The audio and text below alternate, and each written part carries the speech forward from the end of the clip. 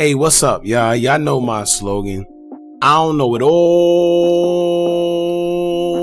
but I know what I've been through. Now, before we get into this video, please make sure you head on down to Instagram and follow us on our official Instagram page at hookahanonymous_. Alright? We're able to be a little more explicit, a little more uncensored, and share content freely without running the risk of having our channel terminated. So, once again, make sure you head on down to Instagram and follow us on our official Instagram page at hookahanonymous_. Alright, now let's get into what you guys came here to see. Now, at this point, I'm sure everyone is familiar with BTB Savage and his situation. In a nutshell, BTB Savage was killed hours later after taunting someone who his girlfriend killed during an alleged robbery that took place in his home. You know, Savage will go on to do an interview on Vlad TV where he spoke on the situation in a joking manner, and that's where some people are saying where he went wrong. Now, although he described what went down since his passing, there's been a lot of rumors that it was way more to the story than BTB Savage explained, and in fact, it wasn't self-defense on Savage's behalf. That's what's going around. You know, that's the rumor that's going around. You know, but I did another video on that separately, so if y'all want to check that out, y'all can search the page and get updated on what's going on. All right, but in this video, we're going to be talking about what a close friend of BTB Savage had to say after Savage's death. You know, I personally think that he said a lot without saying much, and if you read in between the lines, it's more to the story, and it seemed like he knows, but he can't say much. You know, it also seemed like BTB Savage was warned about his actions ahead of time, but decided not to listen, so they kind of already seen the situation coming. So before we go further, let's speak on what his friend had to say and then get into the rumors and see if everything kind of adds up. Alright, now a guy by the name of Juney Knotzz, who was a close friend of Savage, even in pictures with him, did music videos together, you can tell that they close. Now he issued a statement in regards to Savage losing his life, and I must warn y'all, it's a little bit lengthy, so bear with me. Alright, now he took to his Instagram story and he said, quote, "I'm more so mad opposing to hurt because every way I told you not to move, you disregarded, twin. It's crazy because I was supposed to land Monday and we was going to put it together, but I missed my flight and got sick. So I ain't make it, but I would have probably been right in the mix of some ish I was trying to prevent from the jump. I don't know how to feel because it's effed up, it happened, but my Orishas saved me. How it's looking, if I was with bruh, ish would have stirred more smoke up if I was involved. I really wanted to see you win, bruh, and it's like everything I was telling you, you heard me while we conversed, but soon as the convo over, you back to what you want to do. I've been through it, my G. I was trying to get you through it, but you wanted to go about it your own way. Everybody putting together what they want to, but for real, bruh took that pic the same day as the murder, not today. He died in Chanel, and the pic he had on LV. Y'all don't be knowing what y'all be talking about.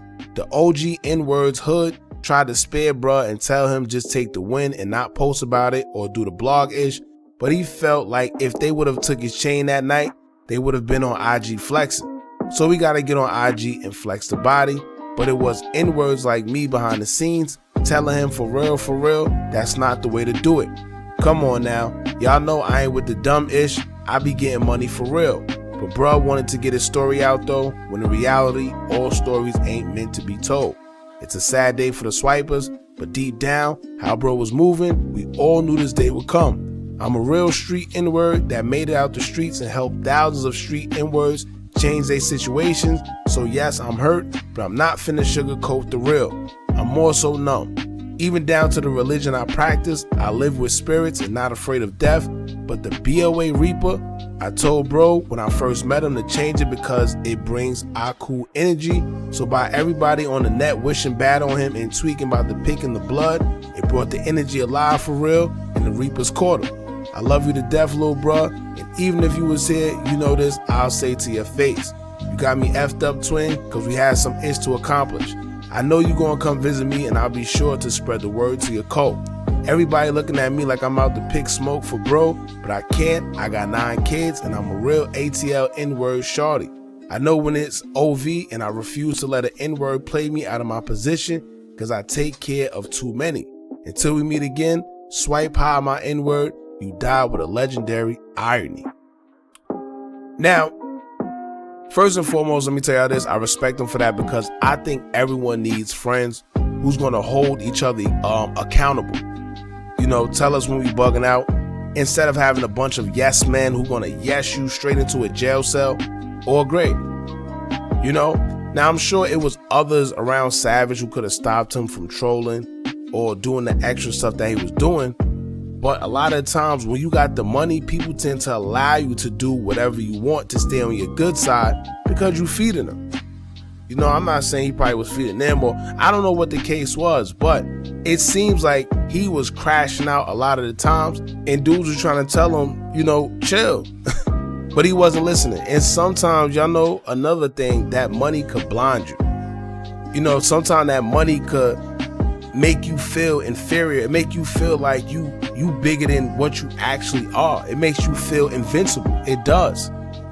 You know, too much, y'all know too much of anything isn't good for you. And I say that all the time when it comes to money because sometimes money can really blind your vision and hurt your decision making because you feel that you can do whatever you want, right?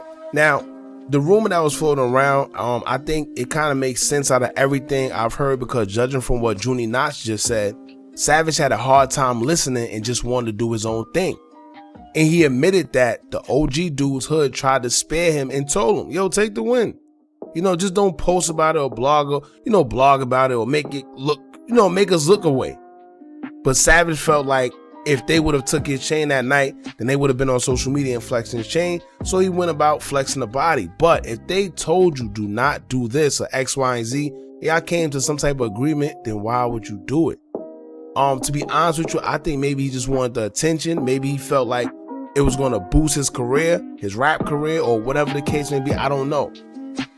But I feel if y'all came to an agreement on it, you know, it was a failed robbery attempt or whatever it was, and this man ended up losing his life, it's like, all right, you know, you got it. But if you go against the grain, now we got to come and get you. And keep in mind, Omar Richardson, who was the OG guy that lost his life, you know, during the robbery, they're saying that allegedly he was a top-ranking blood member wherever he was from. So that means he had some type of pull in the street. So when he was killed, it was said that they just wanted Savage to stay off the internet. We're not going to come and get you. Just don't make us look crazy because we understand the situation. So he did the Vlad interview and it's like, all right, he took it to the internet. He did disrespect. You know what? It's all right. We going to get him when we get him. But then to make matters worse, when you go to the actual crime scene and then take pictures in this man's blood, nah. Now that's the last straw. Now, instead of it's whenever we see you, we gonna get you. Now it's we're gonna come get you. Now we're looking for you. And then not to mention you still in the same area in which we know you to be. Come on, man. It was that easy. And you gotta remember that picture was very, very disrespectful, man. I'm talking about to the point where the picture itself had bad energy around it just by looking at it. You know, if you tapped in enough spiritually, you know what I'm talking about. And also throughout Juney Knotz's statement, he said numerous of times that pretty much Savage didn't listen to him. He was hard-headed. And one thing I do know is that usually when someone's friend dies and you see the other friend kind of saying things like, well, he knew it was coming, or, well, so-and-so didn't listen, then you know it's a lot more to the story behind the scenes.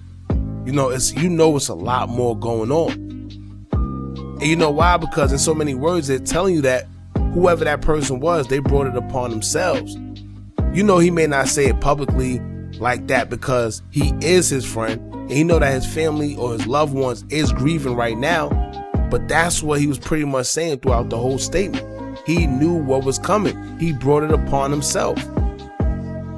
And here's a misconception that people have. I see people on Twitter saying things like, oh, it's crazy how y'all blaming BTB Savage death on him when he was just trying to protect his son and his girlfriend from a robber. But no, that's not what it's about. It's about Savage doing the most. Yeah, the man tried to rob him, and in return, he lost his life, but that's where it should have stopped. But going to the crime scene and taking a picture in someone's blood, especially knowing his family have to see all that, that's just crazy. What did you expect to happen? And that's the part where people kind of lost sympathy for him. Now, not to mention, the sister of the victim that was killed at Savage's house is saying that He's making up a false story. And I've been slick hearing that Savage was finessing dudes out their money on a scam tip and, you know, a whole bunch of other things. See, I don't want to get into it because right now, you know, the family grieving, so we ain't gonna say too much, but it's a lot of speculation and allegations surrounding this situation. You know, pretty much there's three sides to every story, man. It's his side, the victim side, then it's the truth. All right. Now I'm currently doing another video on what the sister said as well. So y'all stay tuned, man. Other than that, y'all let me know what y'all feel about this situation after finding out that Savage may have lost his life due to his own negligence. All right. I know some gonna agree, some gonna disagree. Let us know in the comments, man. Don't forget to like, comment, share, and subscribe. Hit that bell so you're notified every time we drop new content. And remember, as long as you keep on watching, I'm going to keep on dropping. I'm out.